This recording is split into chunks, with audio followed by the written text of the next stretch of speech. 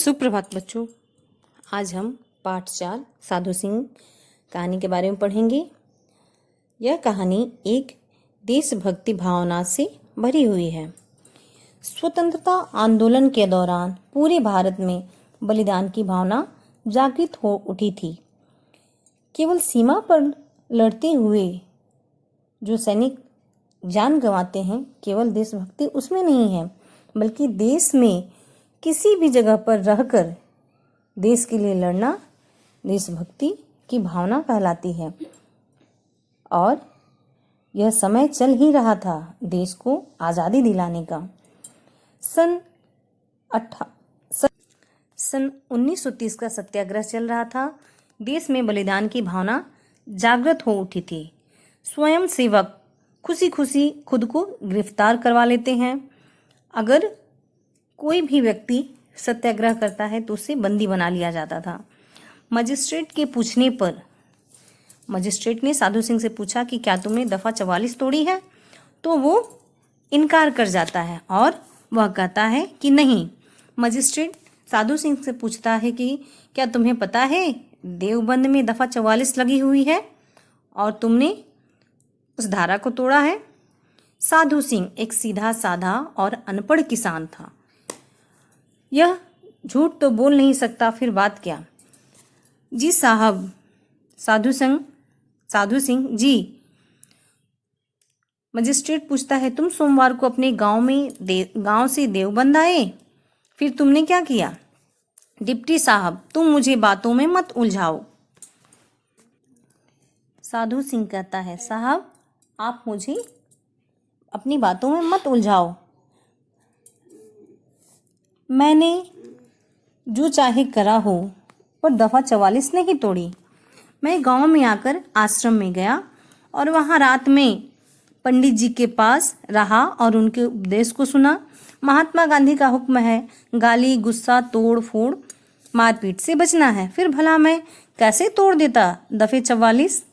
सच्ची बात कहूँ डिप्टी साहब, बुरा मत मानिए, पर ये थारा पुलिस वाला बिल्कुल झूठा है। अर्थात वो कहता है कि जो तुम्हारा पुलिस वाला वो झूठा है। मजिस्ट्रेट को बहुत जोर से हंसी आती है, लेकिन उन्होंने किसी तरह से अपने आप को संभाला। तब साधु सिंह कहता है अजी मैं क्या करता, बस एक डंडा ले, डंडी पे कांग्रेस की झंडी बांधकर महात्मा गांधी की जय बोलता सारे बाजार में चक्कर काटने लगा। वो कहता है कि मैंने एक डंडा लिया, एक छड़ी और उस पर कांग्रेस का झंडा लिए महात्मा गांधी की जय बोलते हुए वह पूरे शहर में पूरे बाजार में घूम रहा था। फिर मैं फिरा, पर कसम गंगा जी की जो मन्ने वह दफ़ा 44 कभी भी मिली हो। मतलब मुझे कसम है गंगा जी की जो मुझे दफ़ा 44 मिली हो। उसके कहने का तात्पर्य यह है, वह यह कहना चाहता है कि दफ़ा 44 नाम का कोई व्यक्ति है जो उसे रास्ते में मिला हो, लेकिन वह किसी तरह से मजिस्ट्रेट को अपनी बातों में घुमाता है ताकि वह फिर से आज़ाद हो जाए। वह कसम खाता है कि मैं फिरा, पर मुझे कोई दफ़ा 44 नहीं मिली।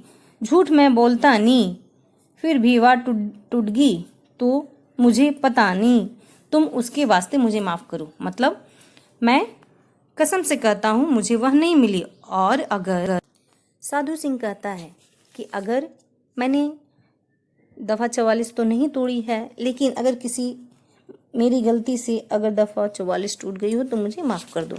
और वह मजिस्ट्रेट से माफ़ी मांगता है। उसकी विनम्रता देखकर मजिस्ट्रेट मुस्कुराते हैं और उसे छोड़ देते हैं।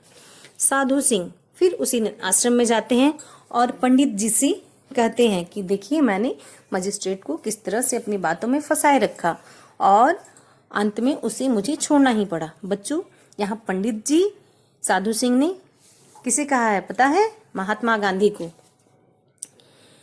पंडित जी, मैंने उससे कहा कि तोड़ना तो दूर, मैंने तो उसे देखा भी नहीं। फिर उसी प्रकार दूसरी दिन साधु सिंह दफ़ा 44 तोड़ता है और पकड़ा जाता है। मुकदमे में फिर उससे दोबारा पूछा जाता है। इस बार फिर वह दफ़ा 44 तोड़ता है और पकड़ा जाता है। मुकदमे में फिर उससे दोबारा पूछा जाता है कि क्या तुमने दफ़ा 44 तोड़ी? तो वह ज़ोर ज़ोर से चिल्लाकर कहता है कि मैंने तो उसे इतना पीटा कि वो 2.5-3 महीने तक उठेगी नहीं, केवल खाट पर पड़ी रहेगी और दूध हल्दी पीवेगी। मजिस्ट्रेट फिर हंसता है उसकी बातों को सुनकर, लेकिन इस बार वो उसे नहीं छोड़ता है और 2 मास की यानी 2 महीने की उसे सख्त सज़ा सुनाता है। उस दिन सोचा था कि आज भी सोच ही रहा हूँ कि साधु सिंह को गुलामी का ज्ञान न था।